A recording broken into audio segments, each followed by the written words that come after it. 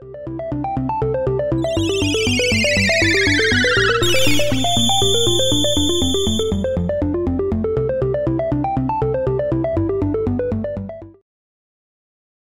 right, welcome back to another episode of Phoenix Edge. This is an RPG and gaming news podcast. My name is Hat.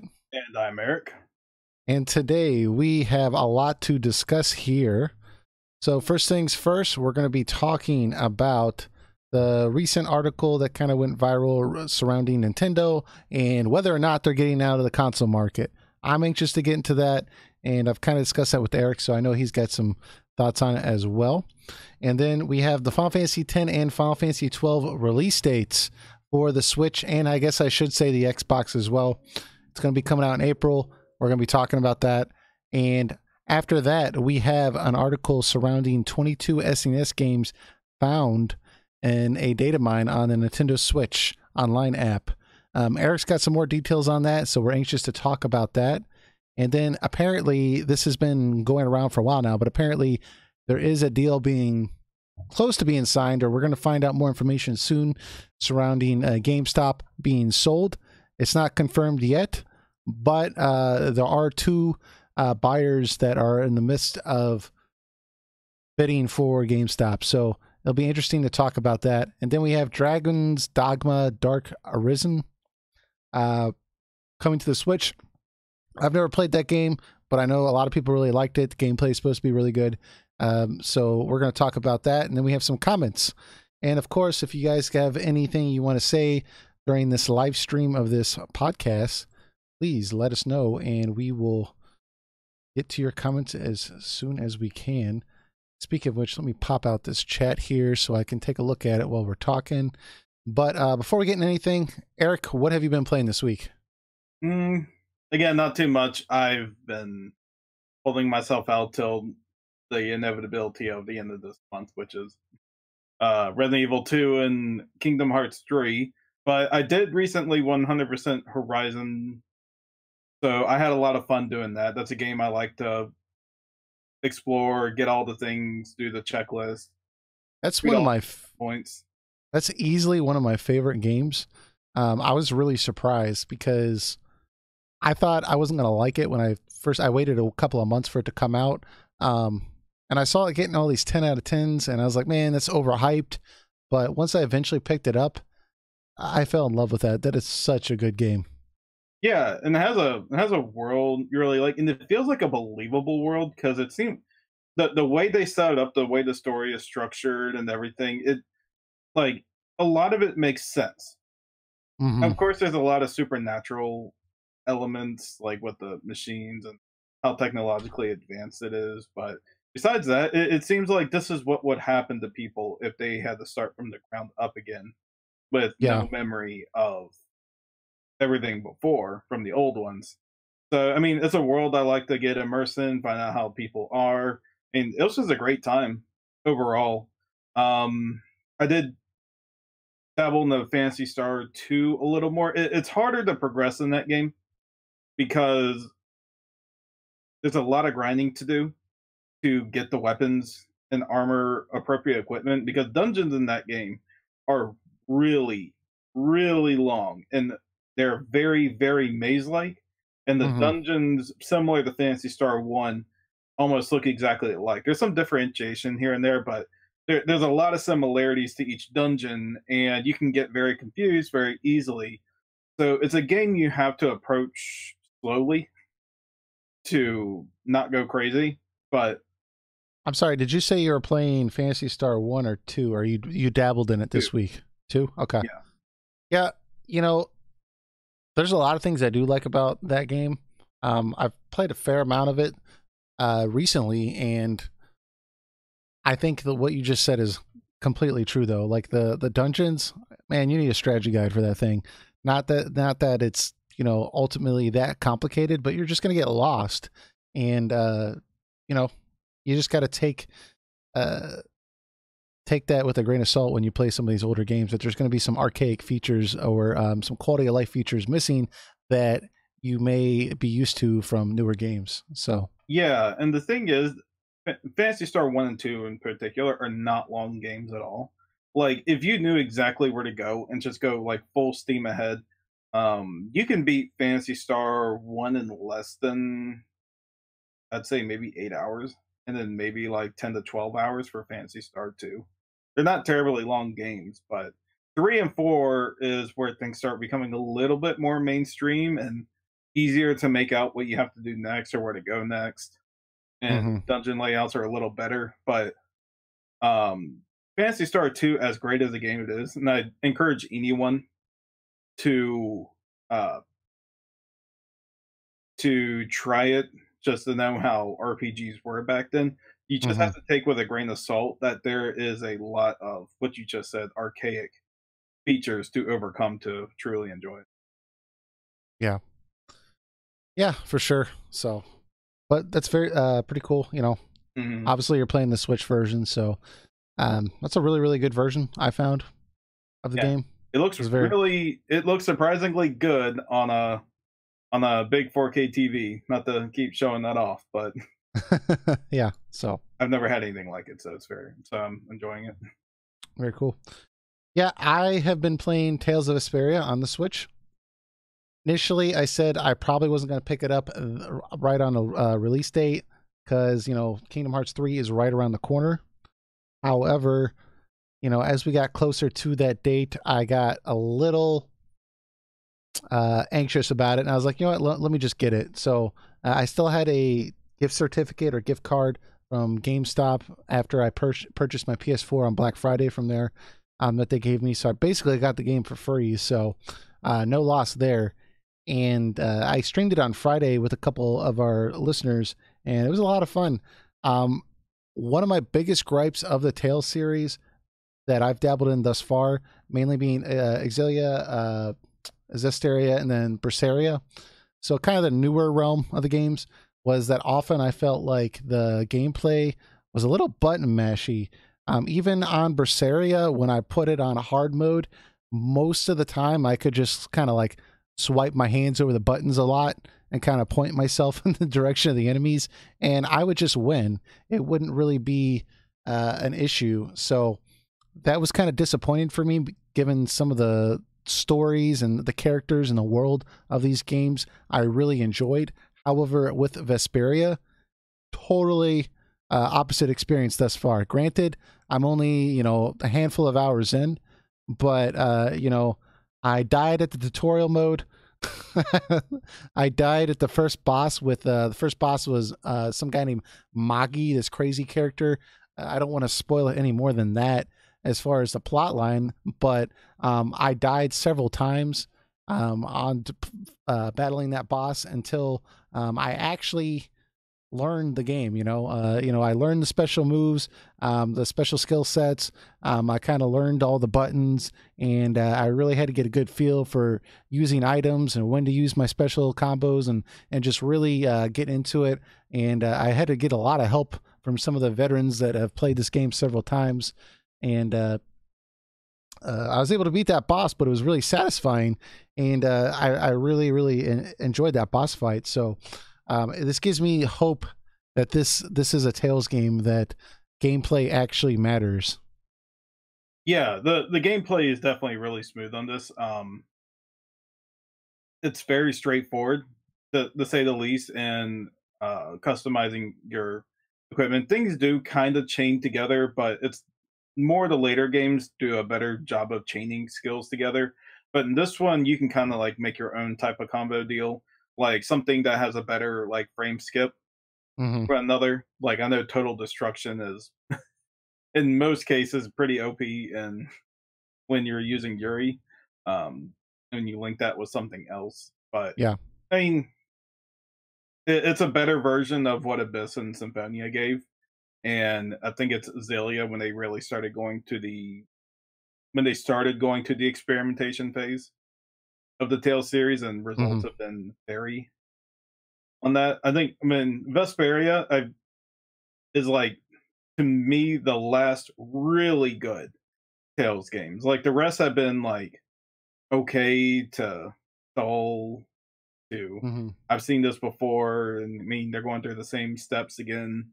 Rosaria was a nice change of pace, but really it hasn't been since Vesperia since I just had a mind blowing experience with the series. Yeah. One other point that I do want to bring up about the game that I really, really enjoyed was the art aesthetic, or the art style of the game. It's I noticed on Berseria they kind of had like a cell shaded slash try to go for like a semi-realistic look, and it doesn't look bad. It does look like it is like a PS3 game, which was odd on a PS4, but it doesn't look bad on this version of Vesperia, and I'm assuming it's the same way in the original. It's pretty much completely cell shaded, and I think it looks really, really good. I really, really like it, and I think they should have stuck with that the whole way. It was cell shaded in the 360 version. Hmm. I still think it's the best looking one. Also, on top of that, I think the resolution bump on the game. Hmm. I think it's a 720p game, maybe 1080p, maybe. But I think they did like small touch ups to make things look a little better. It's not dramatically better, but I think a slight resolution change and frame rate change and stuff like that just naturally makes it look better. But I mean, even if we're like comparing the 360 version, the game still holds up incredibly because of its art direction. Yeah. So yeah, I mean, I think it's one of those games that even though it's 10 years later, it still looks relevant today because, nothing about it looks dated. It still looks well done. And I think, 10 or 15 years from now, when Witcher 3 or Tales of Berseria, they look really dated, this game's going to look still really good. And not to say that Witcher 3 and Berseria are anywhere in the same ballpark, but I'm just throwing other games out there where they try to go for a more realistic look, at least in the environment. So, but yeah, I think what I'm trying to get at is this style of cell shaded look is going to look really, really good no matter what decade we're in, I think. So, Yeah, just some games hold up really well, like a lot of Super Nintendo games and 2D like PlayStation games. Like those games still hold up very well. Or Zelda yeah, Wind Waker. Think of one. yeah. The only piece of criticism that was kind of funny to me was I felt like the voice acting was good, but when Yuri first spoke, I'd never heard him speak before. Um, that guy's got way too deep of a voice for what I was expecting, Troy and Baker, man. I know, but like, dude, I did not know anything about Vesperia. I actually thought the main character model, I thought it was a chick from like I'd never seen them speak before, so I thought it was a girl. And then I'm like seeing the character, I'm like, okay, here she is, like, okay, like we're about to hear her speak, and it comes out with this deep voice, and I'm like, Jesus Christ! Not only did I think you were a chick, but you're a man, and you have a very masculine voice. So that's not really a piece of criticism because it was well executed and well acted, but it kind of surprised me. So If I had to uh, give one really big criticism to how Yuri looks, it is the hair. I mean, it's kind of feminine. it's with both him and Jade from Tales of the Abyss.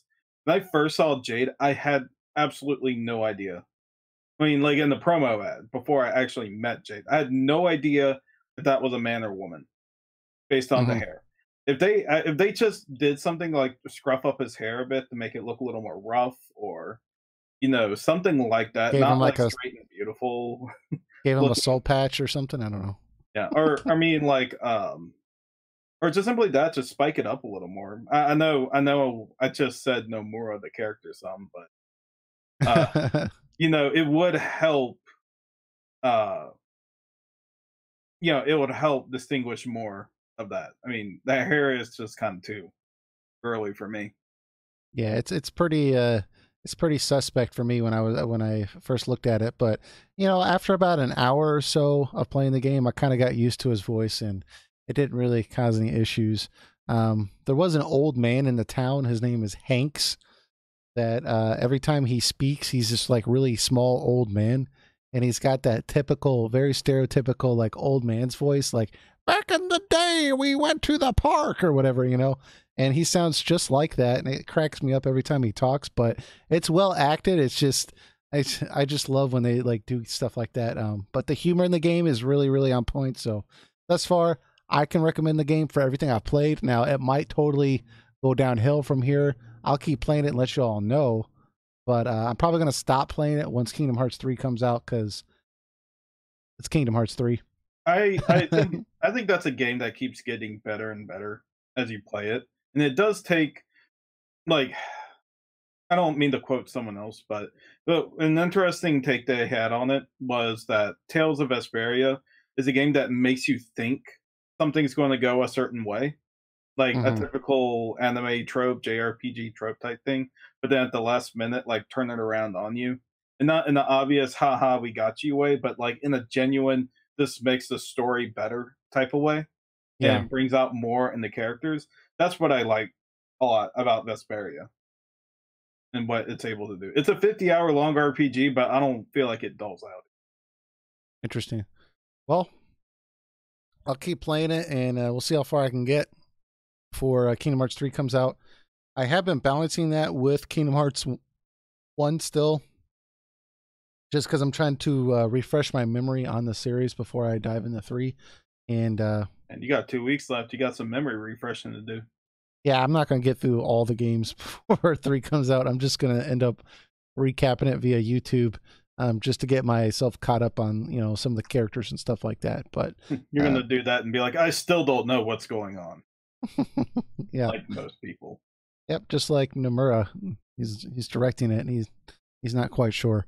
But I'm gonna try my best to get caught up as much as possible, you know, before I jump in there. So, and I think Kingdom Hearts 3 is gonna have like a kind of recap movie or something with the game, right? Or they said there would be something to recap the previous stories. That's what I remember hearing.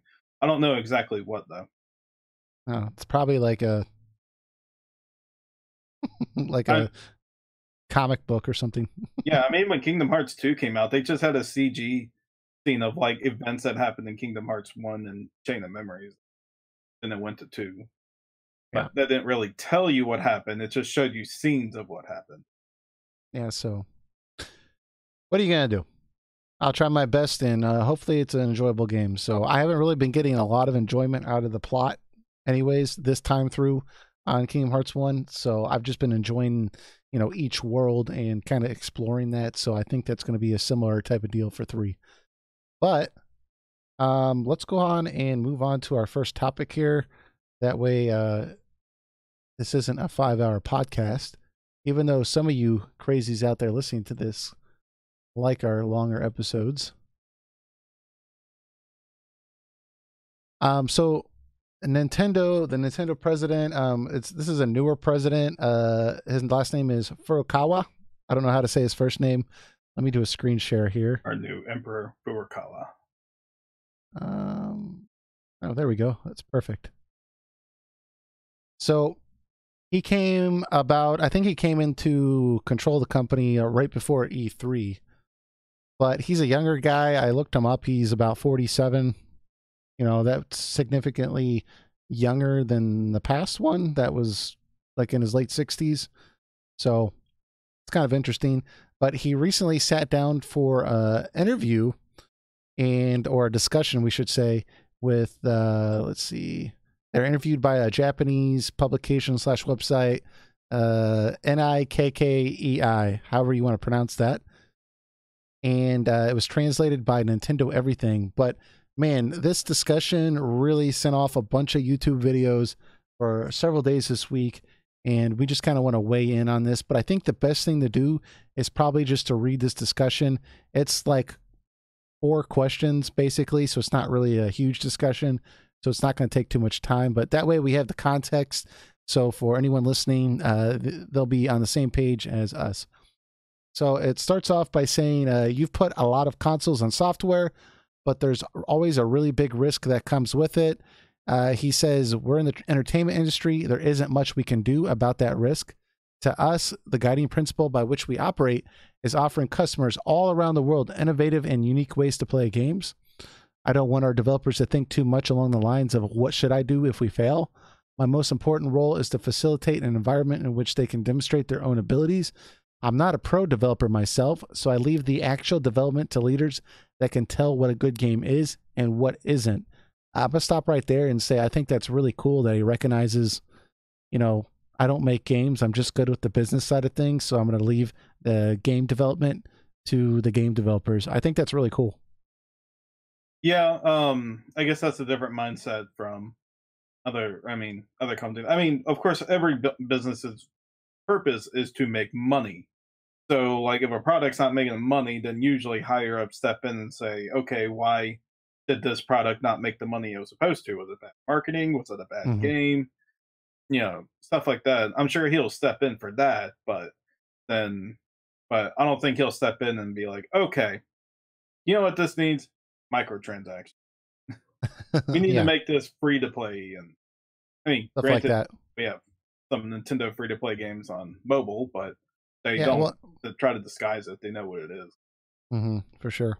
Well, and plus he's a little younger, so um, he might be a little more understanding with things like streaming their games and stuff. Hopefully, so it seems like they've rolled back their aggression towards uh, some of the bigger YouTube channels that are trying to make money off streaming their games. So, but anyways, let's keep going. So the interviewer says, "You're completely hands off." He says, "Well, leaving everything up to the others would be irresponsible. I spare a lot of time to make sure the people I leave in charge and I have a mutual understanding. I spare a lot of time to make sure I leave the people in charge have a mutual understanding with regard to decisions on how we should improve our technology and the direction in which Nintendo should proceed. I base my final decisions on the development leaders' ways of thinking. I don't think it's a good idea to give complete freedom. I want there to be more of a balance between freedom and discipline." So there we go. Obviously, that's what you were talking about, Eric. He's going to step in where is needed, but he likes to give the developer enough freedom to see their vision, which I think is how it should be. Yeah, I mean, if there's anyone who's very creative in their games, for better or for worse, or it's definitely Nintendo, and you would not want anyone getting in the way of that. Yeah, for sure. He goes on to say, "Have you ever run into an innovation dilemma where the company's past successes were too big, making innovation impossible?" He says, "We aren't really fixated on our consoles. At the moment, we're offering the uniquely developed Nintendo Switch and its software, and that's what we're basing how we deliver the Nintendo experience on. That being said, technology changes. We'll continue to think flexibly about how to deliver that experience as time goes on. It has been over 30 years since we started developing consoles. Nintendo's history goes back even farther than that, and through all the struggles that they faced, the only thing that they thought about was what to make next. In the long term, perhaps our focus as a business could shift away from home consoles. Flexibility is just as important as ingenuity." The questionnaire goes on to say, "Do you expect fluctuations in business performance to continue from here on?" He says, "I'm thinking about the little ways we can reduce that kind of instability. I'd like to increase the amount of games and smartphones that have a continuous stream of revenue. We're also dabbling in theme parks and movies, different ways to have our characters be part of everyday life. I'm anticipating a strong synergy like that." And that is the end of the discussion there. Um, so what a lot of people read into that was when he said, like, in the long term, perhaps our focus as a business could shift away from home consoles. Flexibility is just as important as ingenuity. And then he brought up later, he wants to diversify with theme parks, movies, smartphones, smartphone games. And people thought that that meant Nintendo was no longer going to make game consoles, or that the Nintendo Switch was the last game console, or that PlayStation 5, you're going to have Nintendo games on Mario PlayStation for 5. PlayStation. Yeah, and I'm like sitting there looking at that like I don't feel like that's what he said. Like he No, was just he was that's just not what he trying. said. Well, go ahead, Eric. You want to weigh in All here right. first? So if I had to take a swing, I would probably say that they will pursue making the best Nintendo product they can, no matter how the future goes. Now we are going towards a future where we're getting less hardware and more software coming in, like with cloud stream gaming and other software like that. So it's kind of unpredictable where the future can go from here. We're still at a state where we're dependent on hardware, But Hmm. there can become a day where people don't primarily use hardware anymore, and they base everything off to like a cloud server, to like a universal device that they use. I mean, it could always end up to something like that, and maybe when if things become too software over hardware, Nintendo might be like, okay, well, this is what like people like to play on. But the thing with Nintendo is I mean, these are the people who made the Wii and the Wii Yeah, U and the yeah. different weird, wacky consoles. So they're always doing their own thing like that. So it's hard to say if they'll ever go that route, but it's definitely not anytime soon. You're going to see like four more Nintendo, Sony, and Microsoft consoles, or you Yeah. would see something like that. It's just we're not at that point yet. And so I really wouldn't worry about it. And it definitely wasn't saying that you'll see Mario and Donkey Kong and Zelda on PlayStation or Xbox or PC. Yeah, like it's like Sega went. Um, yeah, That just won't happen. Now, like, and it's interesting saying that because people just say, well, there was a time when, you know, people said Nintendo would never go mobile, they would never join with Apple, but even then, that's a completely different thing. That's like they're putting free to play games with just their franchise name. It's it's not like anything. They're not like putting like console defining games on there at all. I mean, you got Fire Emblem Heroes, Dragalia Lost, like I with yeah Mario I Run. I think they're just trying to expand their business practices, and if it did come down to where mobile gaming was where it was at, they don't want to have to save their company with their first game, right? Like they want the technology there. They want to know how to do it. They want to know how to make it successful. So if they need to go that route, they can do that. But it's just baffling to me that people read that and then they walked away with that thinking like the next Mario game is going to be on the PlayStation 5. Like, what are you talking about? I mean, they said if the console market goes south, like if that he's saying like in the most extreme circumstance possible, Nintendo's known for making consoles. If the console market goes south, we're willing to adapt to the gaming market because we're in this for the long haul. So if the console market has gone south, that means there's no PlayStation 5 or PlayStation 6, right? Like it's not like he didn't say only if Nintendo goes south. So this is really, really crazy, especially since the Nintendo Switch has sold really, really well, especially this year. So this seems like a very odd time to get out of the console market. And so obviously that goes to the point that I don't think that's what he meant. I mean, even if you look at like the PlayStation 4, like that, okay, the PlayStation 3 and the Xbox 360, they both sold about 84, 85 million units by the time they discontinued those, right? PlayStation 4 has only been around for like maybe 5 years now, I believe, and it just surpassed like 94 million units. Like, that's crazy. And the console is still like $300. Once they mark that baby down to $100, that thing is easily going to soar past 100 million units. I mean, this might be the greatest selling PlayStation of all time, right? And so we're clearly yeah, there's things like mobile gaming, PC gaming is more popular. There's all sorts of different avenues people are looking at through VR and everything like that. But like right now in 2019, console gaming is still very profitable. So especially since Nintendo has a profitable console, I don't see them getting out of the console market at all. And I think he was just trying to express how committed a Nintendo is to being competitive in the gaming industry. I mean, but how successful the Switch is, how are people's conclusions going to? Oh yeah, they're going to leave the console market. Like, no, they just made the most successful device of the like new generation right now. Yeah, it's selling. And then not only that, if you look at like the NES Classic, which isn't really a console, right? It's a box with 30 NES games on it. But last time I checked, that thing sold 10 million units. That's crazy. It's right? And then already sold more than the Wii U in its lifetime. yeah, like so like no, they're not going to get out of the console market. Not now. It's currently profitable. And I realize some people might say, well, there's with, Steam and everything like that and digital sales, like, maybe it's just going to go to PC gaming in the future. Well, maybe in the future, but not in 2019. Buying a gaming PC is still very expensive.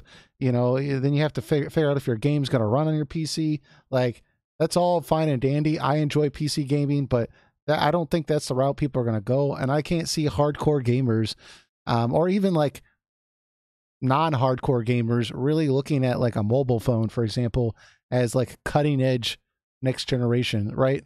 Like it's going to be console gaming. So for a while, at least. On top of that, Nintendo definitely likes to play by their own rules. Very, very rarely will they abide by another company's rules and policies. I mean, I think Apple and Google are like the furthest they've ever gone with that. Usually it's the other way around. It's like you have to abide by Nintendo's rules to use their name on there. I mean, Mm-hmm. so I don't think Nintendo would be very kind to another company trying to get their games on there. I think like they like to know. I think they like to push their hardware. They like to know exactly what they're working with. They want to, if they want to toggle with something, they can. They don't have to deal with another company. They can use their internal team to come up with something for it. Yeah. Yeah, Like for sure. they like their creative control, and I think sticking to their guns with the hardware business is another thing to keep their creative control in check. Yeah. So I was really, really surprised to see people walked away with that conclusion, especially, you know, with the fact that there's been all these rumors surrounding a new Switch model, and um, that just was really perplexing to me. I'm not so sure what you guys will get out of a new Switch model. I think maybe at most it might have better processing and it might be lighter, but I don't think that will affect the games really. Like even the size of it, you Yeah, still and if have the Joy Cons which attach to it, so it's and really hard to make the console smaller unless you make mhm. the entire screen smaller. Yeah, well, I definitely. I mean, I guess this is totally side tangent, but I do think that it seems to me from what I've seen that they're probably working on a new version of the Switch. We don't know what it's going to be, whether it's going to be a cheaper version that'll kind of compete with the price cuts we'll likely see on the PS4 in the next year or two and the Xbox. Because last thing you want is to be able to get a PS4 for cheaper than a Switch and have better graphics. So they might have a cheaper model of the Switch that just doesn't go into TV mode, right? It's only portable and it's smaller, or they might have a better performing Switch, so it looks better, plays games better. I definitely think they're going to do something like that, especially when you look at the the 2DS and like the amount of different consoles that came, not consoles, but the different versions that came out with that. I could see them doing something, but I mean, I don't think they would be considering doing something like that if they were getting out of the console business. That's if they treat it more like a handheld than a console, Hmm. because throughout the years, Nintendo never changed much in their console generations. Like the NES had two different type of models, but a lot of it was to address issues of the first one. Um, Super Nintendo did have a second gen, but that was to make it cheaper, and then that wasn't necessarily better or worse. Well, here's Nintendo here's 64 didn't, GameCube didn't. We had yeah, a cheaper no GameCube model, yeah. and I then guess the reason I think they're probably treating this like what it is, a fusion, is because when we had the N64 out, we had the GameCube out, we had these systems out. We also had another portable system on the side that they were actively promoting, and I don't think they're going to come out with another 2DS or like a 3DS model. I think that's pretty much done. And last I saw, I don't think there's that many games being made for the portable system anymore. So like this is their own coming out this month. But I mean, I think that's it. I think it's that, and then I think there's like another game coming out towards the end of the year. But it's not like they're actively promoting that hardware, right? It's not like we're seeing like 20 games coming out this year for it. It's like a few, and probably next year it's going to be even less. So that just tells me that this is their bread and butter. Like they have to keep it profitable, and that makes me think that they're likely going to gear towards either a cheaper version or a more powerful version. But I could be wrong, and they could just write it out. But it's going to be tough when the PS5 comes out, and you start seeing the PlayStation 4 for $150. It's like, why would I buy a Switch for $250? The Switch has a secret weapon though that Sony and Microsoft does not. What's that? Pokemon. No Netflix? Oh. Pokemon. That is a console seller. I've heard actually a couple people tell me that they don't want to get a Switch until Pokemon comes out. Like the actual core next Pokemon title is confirmed for this year. Mm. So if it comes out later this year, like November, December, like Switches are going to fly off the shelves again. People want their Pokemon. Yeah, but I don't like that. That is true. Especially with Pokemon Go being so successful. I just don't know if that's going to be enough to sustain a $250 price tag with a superior console, at least in hardware. You don't know how badly people want their Pokemon, man. Yeah, I don't know. Maybe Nintendo's looking at it like, well, if we could come out with a smaller, non-TV based Switch, so it's just a portable version, right? This would be the portable console, and it's like $150, and people could buy that and play Switch games, and they could play Pokemon, and you could still have your base model Switch that's portable and docks for more money. I mean, I think that's sustainable, but I'll put it in the maybe category. Okay. I mean, I'm totally open to it happening, but I just don't see Nintendo going that route yet.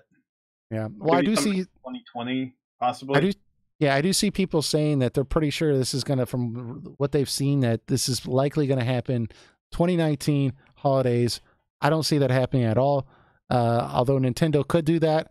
I'm going to tell you right now, I just got a Switch like 9 months ago, and I'd be freaking pissed if in Christmas this year they're already trying to sell me like a new like $300 version of the Switch.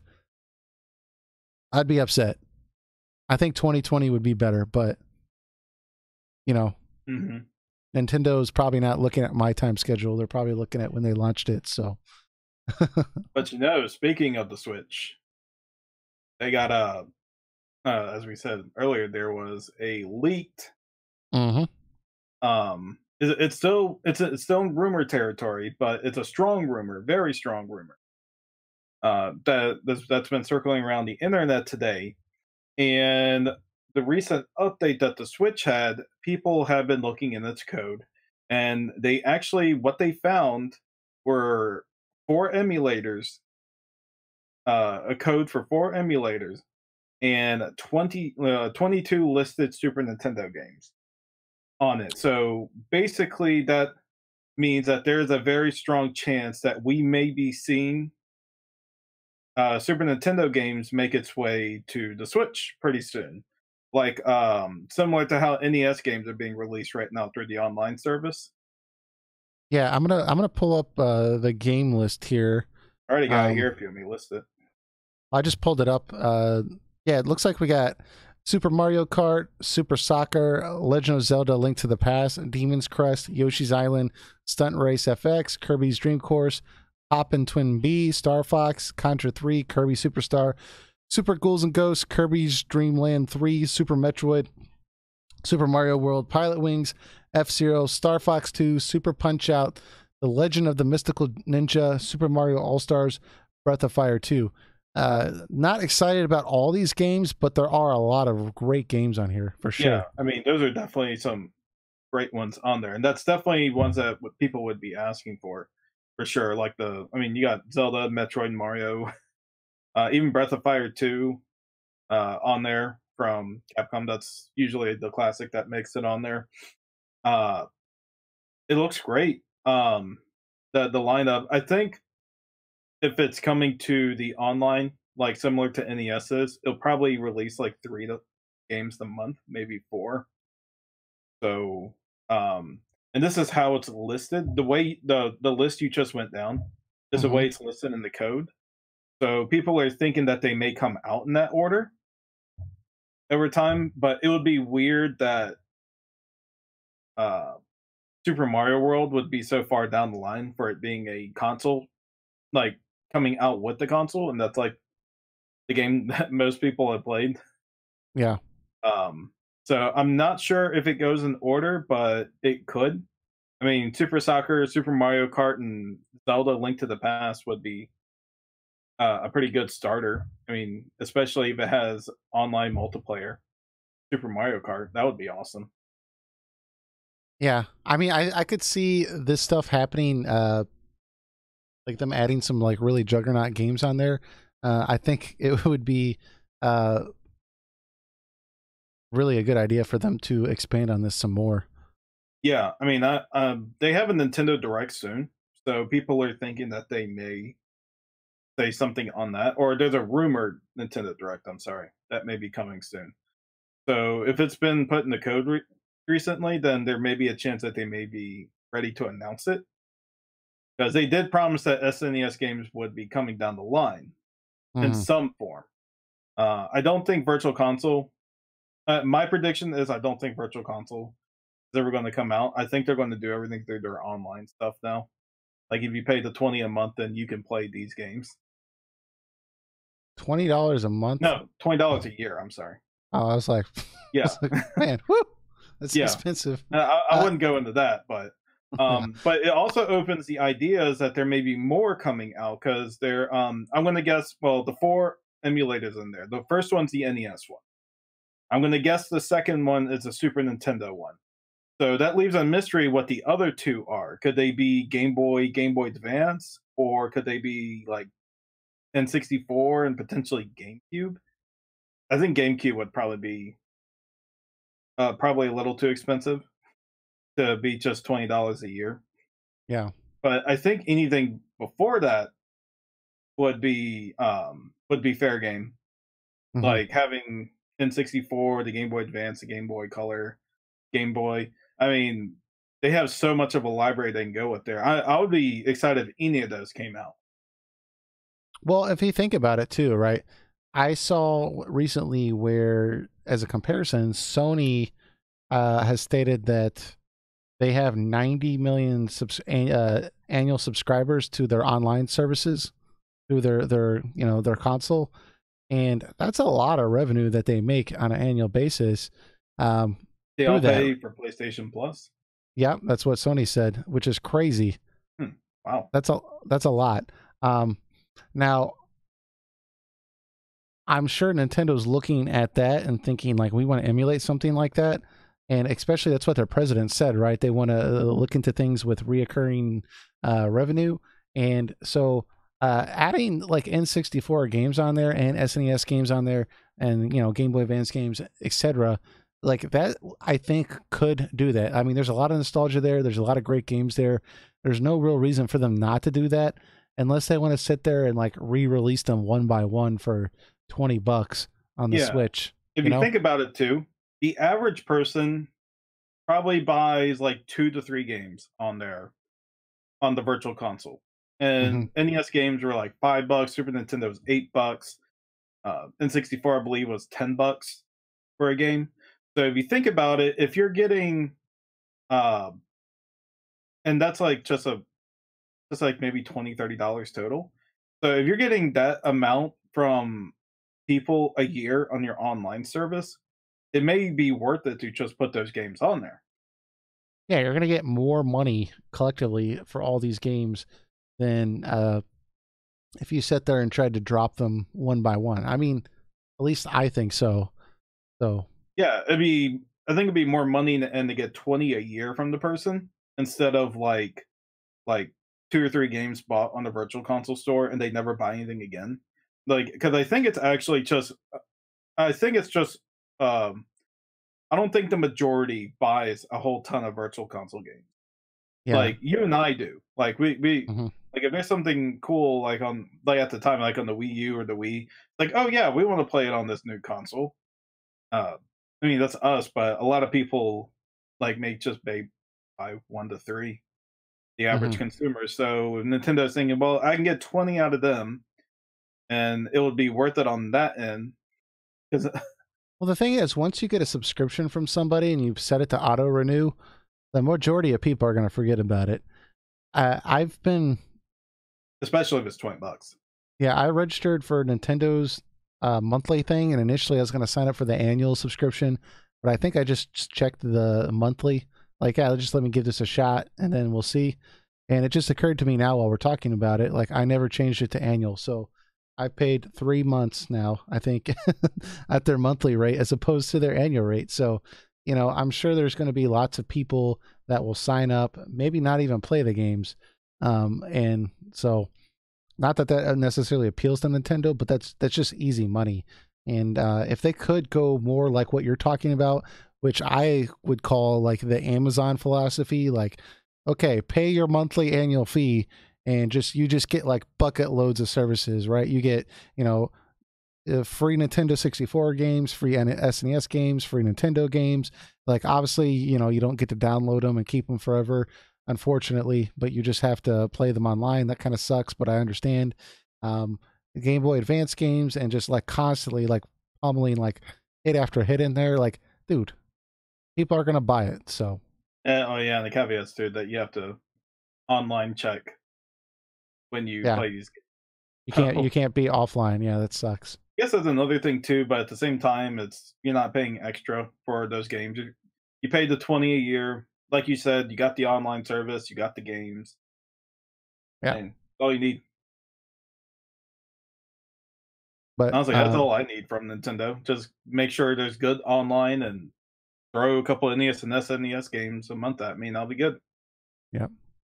Real quick, just say real quick. I saw this just happened an hour ago, but apparently Soldier Boy is releasing another illegal console, but this time it is PS Vita uh, knockoff, and Oh yeah, I uh, heard about that. He's trying to. Yeah, he it says on the web page that it's $200, but he marked it down to 100. And if you look on Amazon for the same exact device, you can get it for $25. yeah, so nobody buy this thing. Um, oh my god. Eh, That device is good enough to run like really old games on it. It's got like a. It doesn't even have an HD screen. It's like yeah, but 480 by 360 screen. oh geez, and like, is it gonna have a bunch of like illegal games on it, or like, is that gonna be up to you to put them on there? I mean, It tech, could, but he's not advertising it.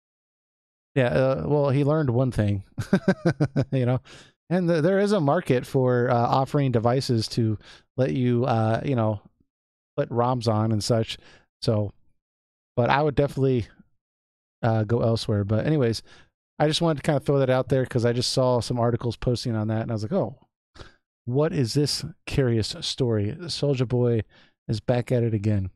So there's that. Um, let's move on though. That way we can keep flowing here. Final Fantasy X and Final Fantasy XII are coming out in April for the Switch and the Xbox, and I'm kind of excited. Let me see if I can pull up. I had the article up, but I had to restart my computer. Um, do you plan on buying these? I think Final Fantasy X is going to come out on April 12th and Final Fantasy 12 on April 30th, but let me check real quick. Oh, my girlfriend's been going through Final Fantasy X. Boom. I've been She watching loves it, her, right? play that on PS4. So I probably won't get that yet, just because I've been, for the most part, watching her play it while I play my own thing. But uh, Okay, well, 12, go ahead. 12, I think I would like. Yeah. Initially, when I first saw this, I was like, oh, should we even bring this up? Because, there's not much to say aside from the release dates. But it is interesting that it's so soon. I expected this to come much later. One second. Okay, I went to GameSpot and they started playing a video immediately. That's always annoying. But yeah, it's coming out in April, so that's kind of exciting. I'm surprised that they're both coming out the same month. I would have thought they would have wanted to spread it out a little bit. But I was thinking about this, and first things first, I want to know is, are they going to release like a hard copy edition of this, or is this going to be digital only? I would imagine with these games, at least, they're going to be hard remasters, like the physical game, which in that case, I'll probably pick them up because it's kind of interesting to be able to play these games on a Nintendo console. As much of a geek as that makes me, it's kind of a interesting buy to get. Yeah, certainly. I think they'll do one of three things. One, be digital only, which would be the easiest thing for them to do. Throw on digital and call it a day. Mm-hmm. Two, they'll make a physical and digital version of it, and just Baby Square may have its own little fancy cover for them, which would be cool. I think I would buy a physical copy. That would make it 3 copies of Final Fantasy 12 I'll own. But and the third, I think, is they'll release it digital first, and then they'll come out with a limited time edition physical copy. One of those three are happening. Yeah, if they come out with a physical edition, I will definitely buy it. And I think the other thing I'm kind of curious about here, and I realize this is unlikely, but generally speaking, Nintendo has had a policy when it comes to ports that come to their console that the developer has to add something new to the port to in order to get it on the Switch. Now, I think when it comes to Final Fantasy, a little bit different because these games just make a lot of money, and they'll probably, and the fact that they're older, it's not like it's a current generation port or 5 years ago it's a port. This is something that came out like 15 years ago, right? So I highly doubt that Square's making new content just to get it on the Switch. I think that Nintendo just wants these games on there to begin with. But I am curious to see if they add anything new additional, whether that be like a rearrangement of a track or like some bonus art or something to kind of make the Switch version significant, because we've already seen these games released on PC and the PS4, and in Final Fantasy X case, the PS3, and if you already have it on the PS2, and it's a great game. I definitely want to pick it up again for the Switch, but I'm just curious to see if they'll do anything additional, even in a small way. Well, in Final Fantasy XII's case, the game's never been portable before. Oh, okay. I guess that's kind of significant, right? Yeah. I mean, think about it for a second. All right, you got Tales of Vesperia recently. What exactly did they put in the Nintendo version? 2 new characters? No, I mean, all versions have 2 new characters. Okay, yeah. So it's a port from the PS3 version in Japan. Okay, yeah, yep. So I see what you're saying. Like, what would be what's in the Switch version that's not in the Xbox version or the PS4 version, right? Or the PC version? And I can't answer that for sure, but I think probably not much, if at all. There is. Is there really? Portable. Oh, okay. Well, I should have seen that coming. You can take it outside with you, and you can play it. That's Nintendo's main appeal to it, and it'll probably be the same case with FF10 and FF12. Mm-hmm. Well, I think when you look at like other big games, right? Like for example, Dark Souls, when that was ported, that's a big enough game that they could have just ported that, and that just been called it a day. They didn't need to add anything additional. People would have bought that because it was Dark Souls, but they added something like really minor to it. I can't even remember what it was, but it was like I think it was kind of like a cosmetic deal or something, but it was something super small. Or with Skyrim, Jesus Christ, Skyrim coming out on the Switch. They didn't need to add anything. It's freaking Skyrim. I mean, Master Sword and Link costume. Yeah, well, and then like they also took advantage of like the movement on it, so you can move your Switch around with the camera angles and stuff, which is really stupid. I've never used that even once, other than to try it on the Switch version. It doesn't really help you at all. But I mean, I thought, well, this is kind of different, I guess. But so I thought maybe, if they're gonna do something at least with or something additional with Dark Souls, like maybe we'll at least get like a something, but probably not. It's probably just like you said, the advantage is having them on mobile, but it'll be cool to find out if there is anything additional. Um, I mean, that'd be really cool if it was. Maybe it's like they'll put a Nintendo Switch T-shirt on Vaughn or something. yeah, that'd be awesome. I guess the only thing with these ports that I'm kind of not crazy about, you know, I just I feel like the Final Fantasy X HD remaster. I feel like the character models just look weird. They didn't touch them up like they did in Final Fantasy 12. Where in Final Fantasy 12 they redid Vaughn's abs, they went out and textured Balthier's face and stuff to make sure stuff didn't look strange, when it's in HD like this. And in the Final Fantasy X remaster, man, Yuna's face looks super wooden, and Titus's face, his eyeballs look like they're about to pop out of his head because it just doesn't look good. Some of the NPCs are not HD, but the environment's HD. It looks really, really strange, but it's got a good soundtrack, so it's kind of a mixed bag for me. Watching it recently, yeah, it does look a little weird, especially playing someone coming from the PS2 version. It does look more strange, but if you're playing it for the first time and never played the PS2 version, would it come off that strange? Well, that's the thing. If you never played the original, you wouldn't know. But being a fan of the game, right, and having played it many, many times, like I could tell immediately. So Yeah, it is weird. I will admit that. So it would be cool if they actually touch just addition up more so. But we're not fooling anybody around here. They're not going to do that. They're just going to port the one they already have done and just call it a day. Same thing with Final. Nice as you can look that as they can look for straight out port from the PS4 version. Yeah. So I mean, regardless, like you said, it's going to be a mobile version, so that's really exciting. The Final Fantasy 12 version, hopefully they let you play hard mode from the beginning. I know that was an issue with the PS4 release. You had to beat the game and then get the hard mode before they patched it in to be able to play it from the beginning. Because the new Zodiac job system is just not very well balanced. It makes the game way too easy. Yeah, and I that the original was actually a difficult game, and that's what made the Gambit system so much fun, because you had to change your Gambit setup and come up with something interesting. Whereas this Zodiac job system, you'll have 7,000 HP, and in the original you'd only have 1,400 HP during a boss. So it makes the game a cakewalk. So hopefully the hard mode is available from the beginning on the Switch. But what I hope they put in that version, and maybe update the other ones too? What's that? It is add the option to only have one job from the Zodiac job system.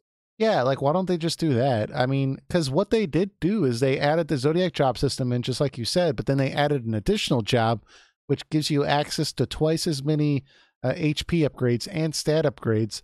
But then they made the game easier. They actually were quoted as saying, "We rebalanced it to make it easier," because some fans complained that they never beat Final Fantasy 12, the original, because they got stuck at a boss and they couldn't get through it, and it was just too difficult for them. So they said, okay, we're going to give you twice as many HP upgrades, and we're going to make the game easier.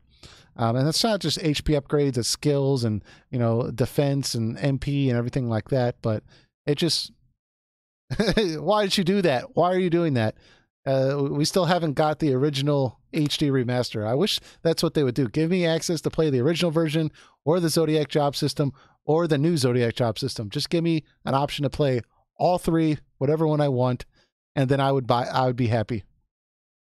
Yeah. But same. I mean, I don't think it'd be too hard to do either. Yeah. But art style, or the actual like work that was put into that, the game looks amazing. the Zodiac Age edition, and like the soundtrack is with the orchestra and stuff. It all sounds really, really good. So that was a really good remaster. If besides the gameplay issue, They fixed Vaughn's abs. It's automatically the definitive edition. My God, it was like scaring. It was like staring at a low polygon skeleton. It was it's like Vaughn, do you ever wash your abs? Because it just looks like you have dirt on your stomach. like the weird thing is there's other characters like in the original PS2 version. There's other characters like Bosch in particular when he's a prisoner and he's hanging up on the chains. His abs look perfectly fine, but when you look at Vaughn's, it looks like a freaking skeleton. It's awful looking. I'm so glad they fixed it. I just don't know how they passed that in the model design. It's like, who the hell did this? This is only the main character. Yeah, this is what you always have to look at. Like, can you make it a little better? Yeah, like we should at least prioritize this. But they fixed it. They heard it loud and clear, and immediately the game gets at least a half a point higher in its score rating now that they fixed Vaughn's abs. Yeah, I mean, people burned their original copies in the fire and glory. Yeah, but yep. So it's coming out. Both of those are coming out in April, April 12th and April 30th for the Switch. And hopefully, once we find out whether we're getting hard copies or just digital or anything else, we'll talk about it here. Or just let us know in the comments when that happens, and we'll bring it up on the next episode. But I'm excited these games are coming out. I really want to find out when Final Fantasy VII is coming out and whether that's going to have a hard copy. Because yeah, and Final Fantasy IX. Woo, those two, I think, are going to be probably digital. Yeah, I know that's probably what they're going to do, but I would buy a physical edition. Oh, me too. Day one. I think I would go wait in line. 10 and 12 is definitely in the maybe category, but I highly doubt 7 and 9 have the physical copies because no one else does. So that's for sure. Why would they? You know what I'm thinking also with this all these Final Fantasy releases? Probably the most genius thing they did was, and I know we all know why we talked about it, but the most genius thing they did was not put Final Fantasy VIII on the Switch. Because yeah, we know why they did it because of the issues we discussed with them not having the original PlayStation 1. They only had the crappy PC version, etc. But the fact that they did not do that, eventually, once Final Fantasy VIII is ported to a Nintendo console, if it ever happens, that game will sell twice as many copies because there's been so much hysteria over why didn't you put Final Fantasy VIII on here? So the day it actually does happen, people are just going to feel like obligated to go buy it. Like this is some kind of special event that Final Fantasy VIII is finally hitting a Nintendo console. Yeah, Final Fantasy VIII, though, I think if they did HD remaster that, similar to Kingdom Hearts, they would have to build it from the ground up for the most part and get it working. And I don't think Square has it in them to be able to build Final Fantasy VIII from the ground up without jacking with stuff. Which there's plenty to jack with, but something tells me they would mess with the stuff I actually like in that game. I think they would do well to overhaul that junction system. Yeah, and work out some of the plot points. I would be okay with that too, but that would probably make some of the fans freak out. So it's like, oh wait, I can't spoil. Someone's going to be like, you spoiled it for me, so no, I'm not going to make the joke. But I am going to say there was one certain scene in Final Fantasy VIII, everyone would be glad to go away. Yeah. There's a few, but there's one main one that, you know, you all know what we're talking about. Which I never found a deal breaker for the game's story. I thought it was just some stupid fun fact for them. Which, because that point of that plot twist in the story served no purpose beyond when they talked about it. Because that was it. It was like, oh, that's a thing. Okay, continue the story. Yeah, they kind of felt like, I think when I was a kid, like I didn't even faze me when I played Final Fantasy VIII. And later, when I went to go back and replay it, it really bothered me. But yeah, it doesn't really affect anything outside of, you know, it being a thing. but it just made me feel like, well, they ran out of time to wrap some of these plot points up, so we're just gonna all neatly tie this all up in one 2-minute scene. Yeah, it's like it's really dumb. It's a really dumb thing, but it's harmless. Yeah, It- that's a good way to put it. yeah, that's just how I think of it. That's why I never think too much about it. Yeah. And I think the only other thing I would say on that is plot point number 2. Moral of the story learned for me was to always check your basement when you move into a new place. You never know who's living down there for several years, and it's good to check out your basement. Yeah, especially if you find out it flies later.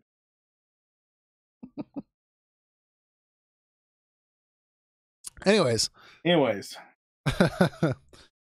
let's keep moving on. GameStop, they're being apparently sold.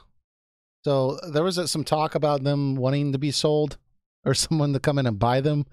But there's been 2 companies that have recently been, I guess, according to the Wall Street Journal, in a bidding war for GameStop because the cost of GameStop is significantly cheaper than it used to be. And the first company is Sycamore, Sycamore, Sycamore. And I didn't know what that company was until I was told that they own Hot Topic. And so that's interesting. And then there's Apollo, which I didn't know who that company or what that company was until I found out that they own Redbox. Now, I think that if I were to say which one would probably be more successful, I would imagine would be Redbox because, they already rent video games out. I think, they kind of got a good idea how to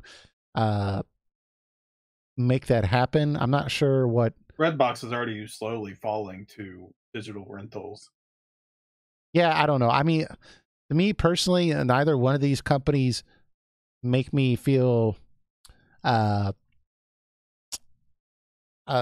don't know, make me feel good about GameStop's future.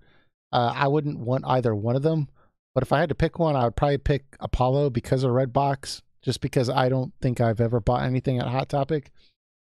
Yeah, all these companies really do.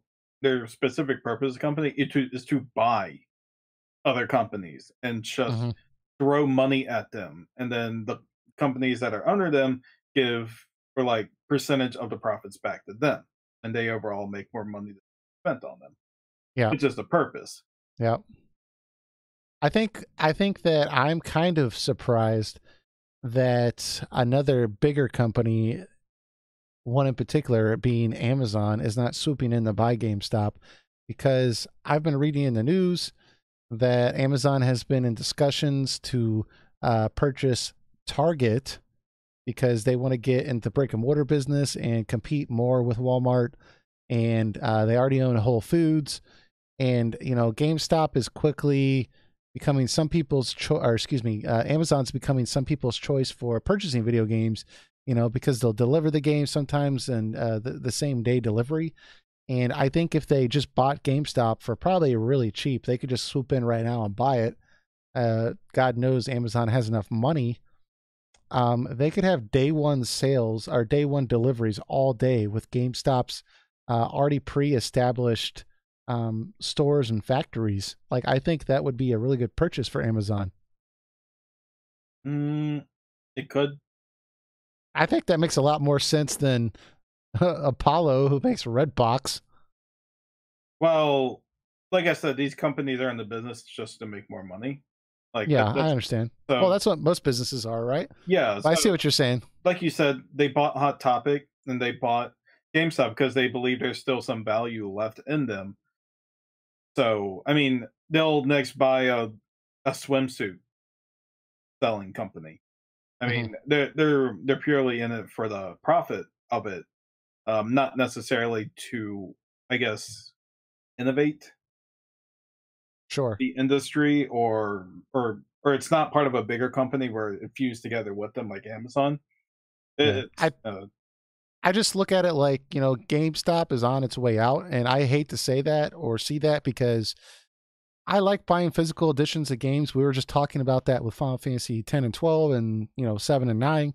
I like getting hard copy games, and while you can still go to Target or Walmart or, Best Buy to get hard copy games. If GameStop does go under, it's probably just going to be a slippery slope to digital sales because, let's face it, Walmart doesn't have every physical release. They just have, the most recent ones, generally speaking. They don't have a lot of used games, and that's unfortunate. So I don't want GameStop to go under. And, I have a hard time believing that, the company that currently owns Hot Topic, like this is going to be a turning point and GameStop's, story, that 5 years from now, we're going to think back and be like, man, GameStop's back on top because of Hot Topic. Like, I just don't see it. I just don't see it. But GameStop kind of already is a hot topic. Yeah, it is. Yeah, it is. But this just seems like the beginning of the end for GameStop. And that's unfortunate. I hope that doesn't happen. I'm going to start buying more games at GameStop because as much as I trash on them about some annoying practices they do, in general, I still enjoy GameStop for the most part. Yeah, I mean, I hope they don't go out of business, but if they want to stay in the game, they need to find a way to keep up with everyone because used games are slowly going away. People want to purchase it digitally. Mm-hmm. Now, as much as a physical copy lover I am, I do understand where the future inevitably is going to go. And GameStop cannot compete with the other companies when it comes to digital software. I mean, you have the main consoles themselves who sell it. So if GameStop wanted to stay in the game on that, they would have to find a way to make special promotions for these, Yeah. or offer, or if the consoles even allow it, some kind of streaming service, and you can buy games through them digitally. I don't know if Sony, Nintendo, or Microsoft would allow that, but Yeah. if hypothetically, if they could do that and just be like, hey, you can buy the game through us at this special price. Well, the thing is, I think you pretty much stated what they need to do. They don't really offer anything that's unique right now. It's a better service other than being able to go into a store and being able to talk to someone about a console or a game, which you can already get that information online right now, especially their target audience, which are, younger people. I'm generally going to Google something before going into a store to be like, oh, how do I use this? Like, I'm just going to look it up on YouTube. So they do need to look into like competing with their competitors in a better way. And when I can order something on Amazon and like have it delivered to my home, sometimes the same day, a lot of times Amazon screws me, so I don't want to give them too much credit, but it is just more convenient. So, I can't believe that GameStop is still trying to operate like it's 2005. I'll make a confession here. What's that? Around the time when Oracle of Ages and Seasons came out, I think it was like between the ages of 8 and 10. I had no idea how to get past a certain part in Ages. Like, I didn't know how to get out of Zora's domain, which I found out later. You use the tornado seed and get yourself out. 8-year-old me. What are you going to do? And I actually took my when my family went to the mall, I actually went to, it was EV Games at the time. And I went in there and I just asked the person, it's like if he knew how to get past this part. And of course, he's like, I was like, look, man, just because I work at a game store doesn't mean I know how to get past this. And I'm like, oh, okay. He says, but he did tell me how to get out. So he did know. He did know. Unnecessary comment, but he knew. Well, see, GameStop, you just need to do more of that stuff. Maybe they can go back to just giving game tips. I don't know. Oh, well, we have the internet now. Yeah. So 8-year-old me would have Googled it. Or just looked it up on YouTube. Yeah. Yeah. So, well, I don't know. We'll have to see, though. It'll be interesting to find out if they're going to be able to make it, especially with these purchases. I'm really curious to see how much they're actually paying for GameStop, because I don't think it's very much. I mean, I'm sure it's more money than I have, but It's probably less than you would think. I'm not sure. Yeah. 90 million, maybe? I don't know, because when they said Redbox, the company that owns Redbox, I'm like, hmm. Granted, I know it's not Redbox that's buying them; it's the company that owns Redbox. So, anyways, there's that. So keep it on your radar, and next time you're out and you're wanting to buy a game, go to GameStop, buy a game, buy one of their used games. Maybe buy one of their crappy backpacks or something. Buy a used game that companies aren't making money off.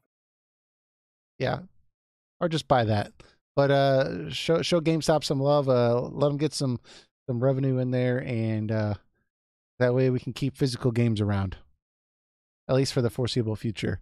Next up, we have, what was our last topic? Oh, Dragon's Dogma: A Dark Arisen. I've never played this game, but it's coming to the Switch. I know that from what I saw, the combat was supposed to be really, really good, really, really fun, really entertaining. The PS3 and later the PC version, Xbox version.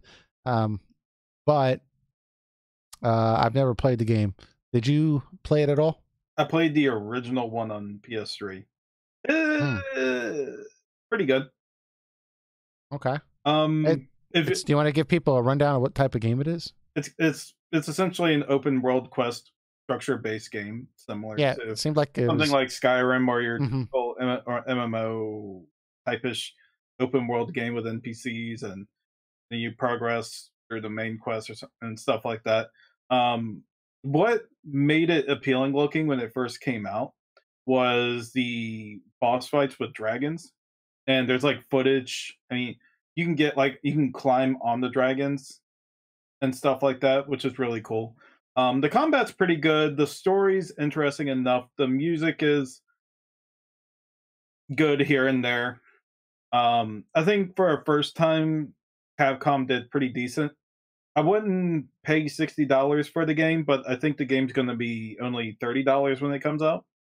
So I think it'll be worth it then, and it's going to be the definitive version. Meaning it's going to have like all the DLC and stuff added after the original release. Yeah, So it will have that. If you're someone who's into open world RPGs, like a Western style type, then this is a pretty good game.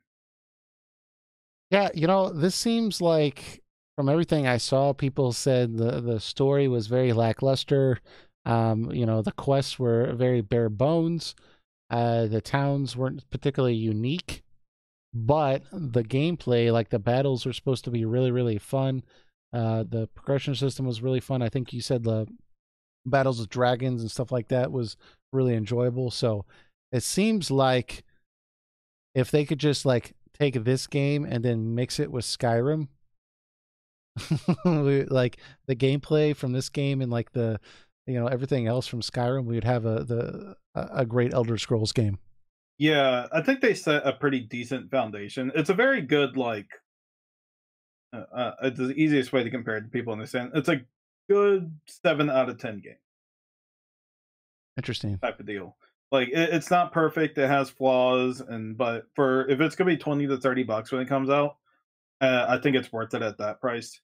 Yeah, like especially since Switch games tend to be very expensive for a very long time. So if you just got a Switch and you're looking to like buy an additional game into like whatever game you already bought, then that could be a good option for not to break the bank. Yeah, and I think it set a good foundation. If Capcom ever made Dragon's Dogma 2 and took in the feedback from the first game and just made everything work out better, I mean, Mm-hmm. they would have a pretty good franchise on their hands. But they haven't touched it since then, so maybe this is a test. See how many people can get interested in the game on Switch and PC, and maybe see, well, we got enough sales here. Maybe we should consider making Dragon's Dogma 2. Capcom has definitely been listening to people. I mean, we got Resident Evil 2 remake, Devil May Cry 5, Monster Hunter Mm-hmm. World. I mean, they're taking feedback and listening to people on that.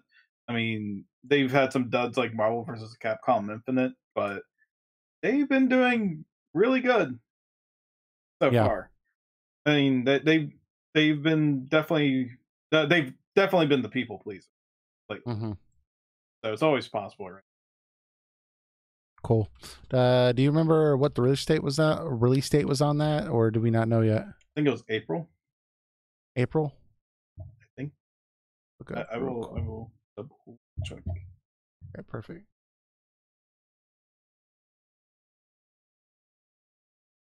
Because it seems like a possible purchase if it comes out at the right time. April 23rd. April 23rd. It'll come out between FF10 and FF12. That might be a hard purchase. I wonder if they're gonna, after they look at the actual time now that we have the release dates for the Final Fantasy games, if this game is going to be suddenly delayed another month. Maybe, but the game will always be there. They'll need to get it right away. Yeah, but they'll probably get most of the, from the company perspective, they'll get most of the sales on, the first couple of weeks. So I don't know. I'm sure it'll come out as scheduled. And if you're into that type of game, it's a Western game, so it's out there for you. People. Well, it's a Western styled game. Let's say that. Yes. But cool. That's our last topic. We do have some comments, so let's go ahead and go through those real quick here. And then we'll call it a show. Okay, so first comments from Cerez Cypher. This is from last week's podcast. He said, next time, do you want to talk about this Final Fantasy digital card game that was announced? He gave me a link. I clicked on it, but it didn't go anywhere. It said cannot display, but I tried to Google it. But let me read the rest of his comment first. I had to rely on Google Translate, but it said it's coming for PC and smartphone. Hard to know much about it yet, but the pixel art aesthetic and the layout harkening back to Nintendo era Final Fantasy battle screens is cute. I like the idea of the pixel art aesthetic, and I like that it's coming to PC and smartphone. Because that's just a little bit easier for me to play. Otherwise I'd have to play it by myself or try to find somebody else in my city that's going to play this game with me. So the fact that it's going to be on PC probably would be my preferred way to play if I were to play it. I can't promise I would give it a shot because generally speaking, card games are not my thing, but I can appreciate, the art style and everything like that. Eric, got any comments? It's aesthetically pleasing, but not even Final Fantasy will get me in trading card games. They're, like you said, just not my thing.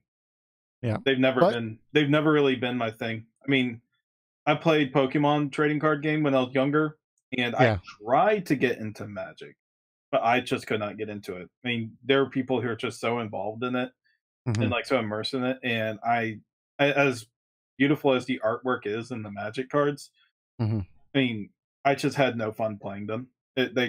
People obviously have fun with them. They're very creative and very strategic, and it really takes skilled players to be, it takes a lot of skill to be like at like a potential tournament level and that stuff, and that's really cool. It's just not my thing. Yeah, I'm in the same boat. I played Pokemon back in the day. I tried getting into Magic the Gathering. Never really got into it. I know these card games are starting to get a comeback a little bit in digital form because they have that one coming out, or it may have already come out for the Witcher series. I think Hearthstone or something like that. Looks interesting, but I don't think I would ever spend any money to play it. So I didn't even jump into Hearthstone when everyone else was playing. I'm like, I just don't care about cards. Yeah, unfortunately. So. Daniel Scott, he says, loved Oblivion, enjoyed Fallout 3, loved New Vegas, loved Skyrim, had a decent / fun time with Fallout 4. Sounds like he didn't like our last episode. Won't touch Fallout 76. Looking forward to the Elder Scrolls 6 and Starfield, but Bethesda definitely needs to get back into the good graces of their fans and the community at large. I love the freedom, combat, overall world, and lore, and the ability to roleplay my character in Bethesda games, but I understand they aren't for everyone. And he put a little smiley face after that. Appreciate the comment, Daniel. Yeah. I'm definitely the minority when I say I can't get into them. Yeah. Yep. I would say I enjoyed the world of Skyrim. That's the one game on there that we may have some disagreement over. I enjoyed Skyrim as far as the world and stuff like that. But it was just more the gameplay felt a little watered down from the previous entries I for me. would like Bethesda to get out of the ridicule they're in right now, and just like Elder Scrolls 6 and but Just the other murder games it. Yeah. just be like amazing, and people will just forget that Fallout 76 was a thing and just focus on that instead. Because week after week right now, Bethesda is just getting railed on for something. Yeah. Like even right now, players have found out how to get into their developers room in the online MMO game, which is a big no-no because now you can mess with the game. Yeah. Well, and the thing is, when Fallout 76 was announced, everyone's reaction was, "Wow, Fallout 4 just came out recently. Like this was a quick turnaround for another game." And apparently, when you play it, you can tell because it feels quickly made to some people. So Yeah, I mean it's a they got a lot of redeeming to do with Elder Scrolls 6 and the other game. and you know what's crazy with Bethesda? You know, as much as people will crap on Skyrim, it's not as good as some of the previous games. Some of the Fallout games are getting a little redundant. Generally speaking, Oblivion, Fallout 3, New Vegas, Skyrim, and Fallout 4 were all highly praised critically. Like, I know there were some people, like some fans, that weren't the biggest. They felt like Bethesda was going the right direction, but those were not flops. And Fallout 76 just ruined like all the street cred they had for their games. It seems like They always release buggy games, mm-hmm. and I guess the poor quality of Fallout 76 just made people see that, and it really makes me think that Bethesda can't afford to have a bug-ridden game anymore. It was more forgiving of the other games because first off, they're offline; people can mod the bugs away. They were fixing them over time. Sometimes they were comical Mm-hmm. bugs that you could post on YouTube and get some views on. I mean, people had their fun with it, but the bugs started becoming detrimental in Fallout 76 instead of. I mean, of course, you could still get some funny ones, but Yeah. uh, yeah, but an online game that doesn't really cut it. And I think moving into the next generation, I think you need to show that you're capable of knocking these bugs out. You need like some extreme play testing Mm-hmm. done on their future games. Like Yeah. they can't get away with it this time. I Yeah, think for I sure. think I think people are just fed up with it. Yeah, absolutely. I do think announcing Elder Scrolls 6, even if you only had that crappy trailer, was a good idea because they needed something positive for people to look forward to. So, Cody Murley, he says, have either of you guys played Time Spinner? I believe I've heard Eric say that he really likes Iconoclast, Bloodstained, and Symphony of the Night. This is in a similar vein. I noticed it seems to have slipped totally under the radar, but personally found it to be an amazing 2018 action RPG. Also, Eric, please elaborate on your Phantasy Star 2 playthrough if you are continuing it. That title needs more love since it seems to be overshadowed by 1 and 4. Happy 29 to you both. Happy 29 to you too, Cody. Yeah. I mean 19 Or 2019. 2019, my bad. I said 29. Yeah. You're making me say it too. I elaborated on Fantasy Star 2 early in the episode, so I don't think I need to dive deeper into that. I'm trying I'm getting more through it. I've played it before. So it's nothing new, but I'm playing on Switch. I haven't played the series in a long time. So just going through that. Time Spinner.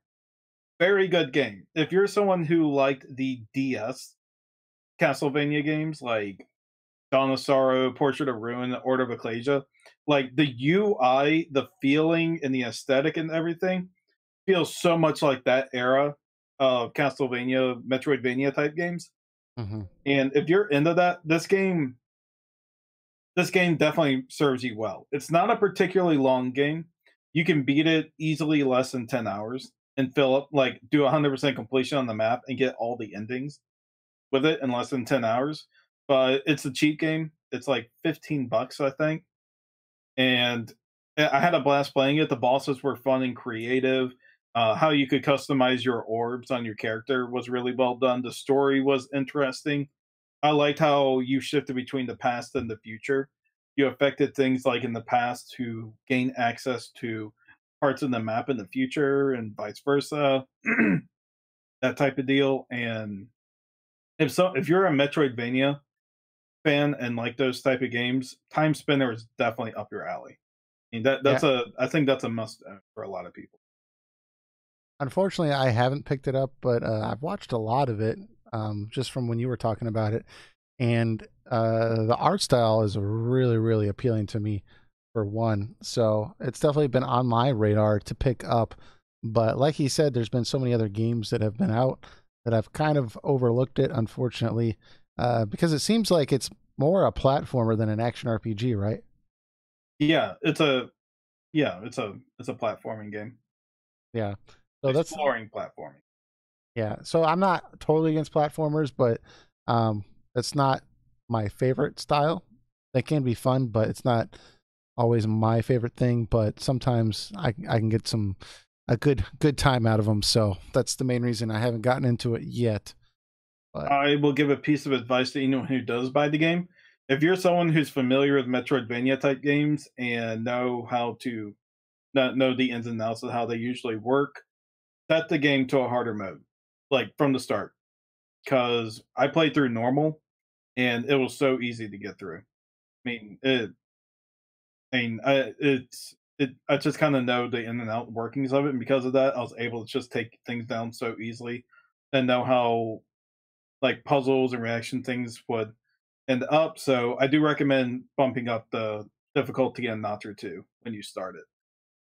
yeah, so there's that. If you haven't checked it out, you should check it out, and also get Fantasy Star 2 on the Sega Classics for the Switch and or PS4, and give that classic a playthrough, and get your feet wet in some of these older games that built the foundation for what was to come.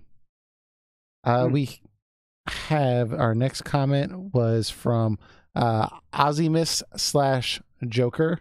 So we both know Joker from some Discord forums and stuff like that, and just online in general. And he says, I totally agree. Tales of Vesperia is the best and has aged really, really, really well. He puts the okay hand after it. And yeah, man, he was one of the people that was joining me on the Tales of Vesperia stream, and he was giving me some advice on how to get through that first boss and general advice with the game. He's a big fan of the game, and we're just kind of geeking out a little bit over the art style of Tales of Vesperia because it looks really, really good even today. The fact that the game came out in 2008 and you can put it out today in 2019 and it still looks like it's relevant today. I think that pixel cell shaded look is something that really stands the test of time for sure. Indeed. And let's see, we got just 3 more. So we got Kingdom Geekdom. He said, I don't know how you're playing the original version of Kingdom Hearts. I have the story so far version, and I'm getting annoyed still by the camera. Great video, guys. Yeah, you know, that was one of the decisions I've made this year that in 2019 that I've really regretted was playing the original version of the game. But I'm so far in the game now. You know, I've played it before, but it's been a long time. I'm so far in the game now that I can't really justify restarting the game again to play the better remastered version that has better controls. But Jesus Christ, the controls are bad in the first game. And I think it was bad for the time, too. Like, I don't think it's just one of those things that was like, this was okay back then, but now it's bad. Like, I don't think it was particularly great back then either. I think I was just younger and was too dumb to notice. We didn't have many games like Kingdom Hearts, or just like the way Kingdom Hearts was set up. So we were more tolerant of smaller things like the L1 and R1 buttons being the camera, changing and shifting through the menus, stuff like that, and the character being much closer, uh, things like that. I mean, if you play the newer games today, yeah, Kingdom Hearts 1 feels more outdated in that aspect, but for the time, everyone loved the game. So, Yeah. Oh, well, and that's the thing is, like, I get so frustrated with the game for various reasons, but I still, like, when I'm done playing, I still think like, man, I'm having a good time. So it's still a good game. Let's keep going here. We have from Leanne. She says, I strongly dislike the Assassin's Creed franchise. I remember when the first one came out, I was excited to play it, but I quickly saw that it was repetitive and dull. And year after year, Ubisoft kept proving me right. My disdain for this series grew more and more until E3 2018 came around. I was fortunate enough to secure a ticket to attend this event, and I got a chance to play a lot of cool games. I don't know why I decided to give Assassin's Creed Odyssey a shot, but I'm glad I did. The game blew me away. As an RPG fan, you owe it to yourself to put your feelings aside for the over-milked franchise and play this amazing masterpiece. In a year when we got gems like Deltarune, Valkyria Chronicles 4, Torna, Octopath, etc., Assassin's Creed Odyssey is one of the best RPGs of 2018. Well, if it's on sale, I'll get it. It makes me want to pick it up. It makes me want to pick it up. I've been tempted. It looks like it's people are really enjoying it, so I'll have to get it one of these days, but I know it's a very long game, and we have Kingdom Hearts 3 coming up, so we'll see. I'm going to put it on the to-do list. Final comment for this podcast from Joao. He says, I wish Dragon Quest XI had sold more copies, and Leanne said it will with Dragon Quest XI, the Switch version. She knows a lot of people that are waiting for that version, so I think it sold pretty well, didn't it? Quest 11? Mm-hmm. It sold well for the West. Well enough. Not like Grand Theft Auto 5, yeah, I know. Obviously not Grand Theft Auto 5 numbers, but I believe it reached Square Enix's expectations. Yeah. And it's enough motivation for them to bring more games. Which I'm glad. Yep, and I think with the Switch version coming out, I think that'll sell even more copies, and I think it'll do well enough for the series to continue to grow here in the West, which is a good thing. So, but I feel your pain there. I think Joel just wants Dragon Quest 12 already. Look at it now. Assassin's Creed Odyssey is on sale for $30. Oh, look at you! You just said you would buy it if it was on sale. Mm-hmm. I think you said maybe, though, so that might be your way out if you don't want to pick it up today. I'll think about it. But anyways, so that's going to wrap up this week's podcast. This was a longer podcast, but I hope you all enjoyed it. And we'll be back next week. I'm going to try to stream games on Fridays. I can't get a real consistent time down. But, one of these days, Eric's going to join me, and we'll have a game that we're going to talk about and stream.